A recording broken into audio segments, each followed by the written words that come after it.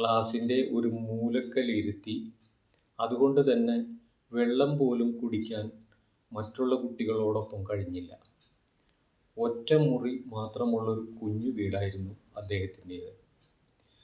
അച്ഛൻ വരുമ്പോൾ ഉറങ്ങാൻ ഇടമില്ലാതെ അർദ്ധരാത്രി വരെ ആ അച്ഛൻ റോട്ടിൽ നടക്കും. പിന്നെ മകനെ ഉണർത്തി പഠിക്കാൻ വിട്ട് ആ സ്ഥലത്ത് അച്ഛൻ ഉറങ്ങും.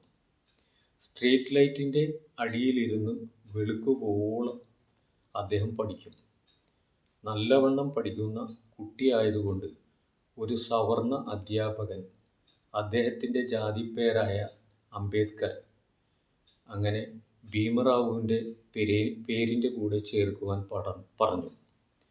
തുടർ വിദ്യാഭ്യാസത്തിന് ജാതി തടസ്സമാകാതിരിക്കാൻ വേണ്ടിയായിരുന്നു അത്. അങ്ങനെ ബോംബെ സർവകലാശാലയിൽ നിന്നും ബിരുദം നേടി. പിന്നീട് വിവാഹമായിരുന്നു. രമാബായി ആണ് വധു.